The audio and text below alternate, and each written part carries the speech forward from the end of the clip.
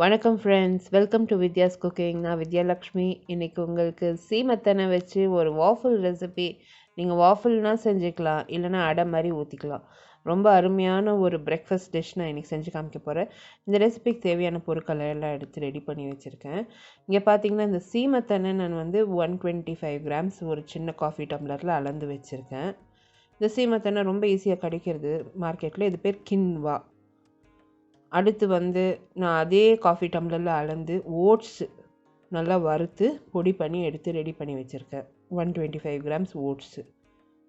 அதே காஃபி டம்ளரில் பாதி அளவுக்கு நான் பைத்தம்பருப்பு யூஸ் பண்ண போகிறேன். இதுவும் நல்லா வறுத்து எடுத்து வச்சுருக்கோம். பொங்கலுக்கெல்லாம் வறுத்து தானே யூஸ் பண்ணுவோம். ஸோ நம்ம வீட்டில் பல்காக இருக்குது. ஸோ ஏற்கனவே வறுத்து எடுத்து வச்சுருக்கோம். பீட்ரூட்டு நல்லா தோலெல்லாம் உரித்து பெரிய பெரிய பீஸாக கட் பண்ணி வச்சுருக்கேன். நம்மளுக்கு வெங்காயம் தேவைப்படும், பெரிய பெரிய பீஸாக கட் பண்ணி வச்சுருக்கேன். இஞ்சி, பச்சை மிளகா, கருவேப்பிலை, கொத்தமல்லி, வற்றல் மிளகா, மிளகு, சீரகம் தேவைப்படும்.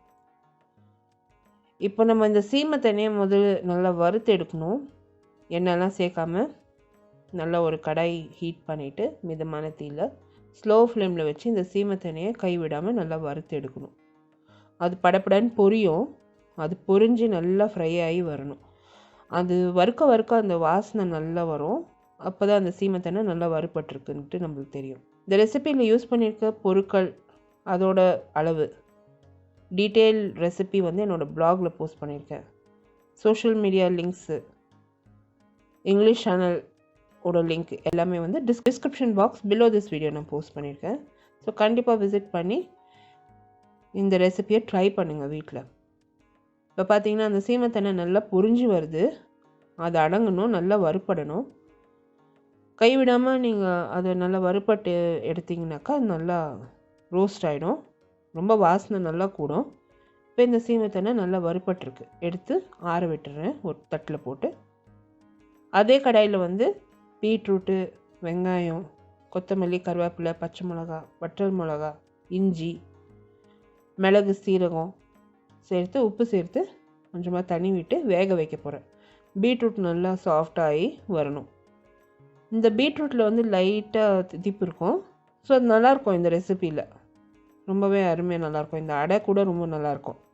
வாஃபிள் மேக்கர் இருக்கவங்க வாஃபிள் மேக்கர் யூஸ் பண்ணுங்க. முடியலன்னா நீங்கள் அடையே போட்டுக்கோங்க. இப்போ பார்த்தீங்கன்னா இந்த சீமத்தனை நல்லா ஆறி இருக்குது. நான் அதை மிக்சியில் சேர்த்துருக்கேன். கூடவே பைத்தம்பருப்பும் சேர்த்துருக்கேன். இதை நல்லா அரைப்படுற வரைக்கும் நல்லா அரைச்சிக்கிறேன்.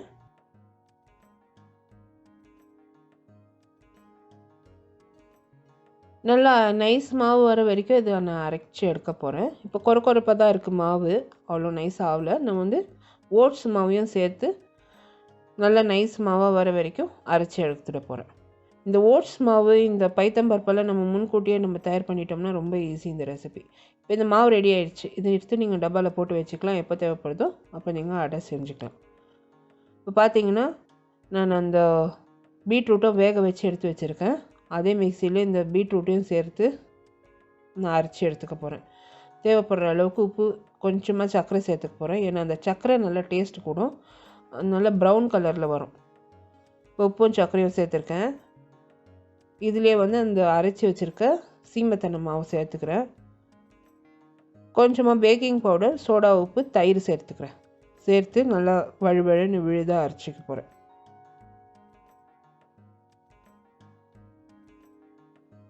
கொஞ்சம் டிஃப்ரெண்ட்டாக நல்லாயிருக்கும். ரொம்ப பேர் மில்லட்ஸ் டெய்லி சாப்பிடக்கூடாதுன்றாங்க. ஸோ நீங்கள் ஒகேஷ்னலாக சாப்பிட்லாம். இது நல்ல ஒரு சூப்பர் டயட். இப்போ இந்த மாவு ரெடியாக இருக்குது. மாவு ரெடியாக இருக்குது. இப்போ நம்ம வாஃபிள் ஊற்றிட வேண்டியதுதான். வாஃபிள் மேக்கரை நான் ஹீட் பண்ணி வச்சுருக்கேன். அதில் நல்லா பட்டர் பூசியிருக்கேன். நீங்கள் நெய் கூட பூசிக்கலாம். இந்த வாஃபிள் மேக்கரில் பட்டர் நெய்யெல்லாம் பூசணும்னு அவசியமே இல்லை. டயட் பண்ணுறவங்க ஜஸ்ட் அப்படியே கூட ஊற்றலாம். நான்ஸ்டிக் இது. இப்போ பார்த்தீங்கன்னா இந்த வாஃபிள் மேக்கர் நல்லா சூடாக இருக்குது. மாவை இதில் சேர்த்து ஒரு நிமிஷம் நல்லா பரவலாக வச்சு ஒரு நிமிஷம் விட போகிறேன். அந்த மாவு நல்லா வேகணும். அதுக்கு பிறகு நம்ம அந்த மூடி போட்டோம்னா அது நல்லா வெந்துடும். மாவும் வழிஞ்சு வராது வெளியே. ஸோ இது வாஃபிள்ஸ் நான் பண்ண இது சில டிப்ஸ் எல்லாம் நான் கற்றுக்கினேன். வாஃபிள் தயார் பண்ணுறப்போ மாவு ஊற்றிட்டு ஒரு நிமிஷம் விட்டுடுங்க.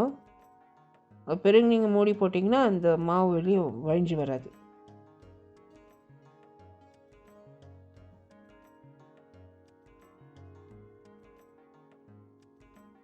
ஸோ இந்த பீட்ரூட் கலரும் நல்லா இருக்குது, பிங்க் கலரில் ரொம்ப அழகாக வந்திருக்கு. எல்லோரும் விரும்பி சாப்பிடுவாங்க வீட்டில். நீங்கள் குழந்தைங்களுக்கு கொடுக்குறதா இருந்தால் காரம் குறைச்சிக்கோங்க. இப்போ வந்து வாஃபிள்ஸ் ரெடி ஆகிடுச்சுங்க. இன்னும் முறுமுறுன்னு வேணால் நீங்கள் திருப்பி போட்டு இன்னொரு முறை மூடி போட்டு வேக வச்சுக்கோங்க, நல்லா முறுமுறுன்னு வரும். இந்த வாஃபிள்ஸ் ரெடி ஆகிருக்கு. நான் இது பரிமாறிட போகிறேன். இதே மாதிரி நம்ம அடையும் ஊற்றிக்கலாம். நீங்கள் வாஃபிள் மேக்கர் ஒருத்தர் வீட்டில் இருக்காது, அடை மாதிரி நீங்கள் ஊற்றிக்கலாம். ஸோ இப்போ நல்லா ஒரு நான்ஸ்டிக் பேனை ஹீட் பண்ணியிருக்கேன். அதில் எண்ணெய் பூசி நான் இந்த அடையை ஊற்ற போகிறேன். அந்த மாவு நம்ம ரெடி பண்ணி வச்சுக்கணும்னா ஒரு சட்டுன்னு ஒரு பிரேக்ஃபாஸ்ட்டு நம்மளுக்கு ரெடி ஆகிடும். அளவாக அந்த மாவு நீங்கள் தயார் பண்ணி ரோஸ்ட் பண்ணி எடுத்து வச்சுக்கிட்டிங்கன்னா ரொம்ப ஈஸி இந்த அடை ஊற்றுறதுக்கு. ஸோ இப்போ இந்த அடை ரெடி ஆகிடுச்சு. ஒரு பக்கம் நல்லா ரோஸ்ட் ஆகிடுது. இது திருப்பி போட்டு இன்னொரு பக்கமும் ரோஸ்ட் பண்ணிக்கலாம். மேலே இன்னும் வெங்காயம், பச்சை மிளகா, கொத்தமல்லி தேவைப்பட்டால் நீங்கள் சேர்த்துக்கலாம். ரொம்ப அருமையாக நல்லா ரோஸ்ட் ஆகி வந்திருக்கு.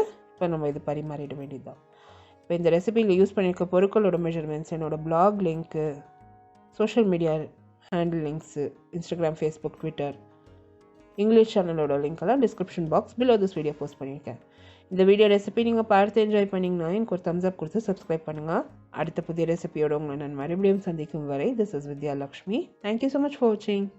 பை.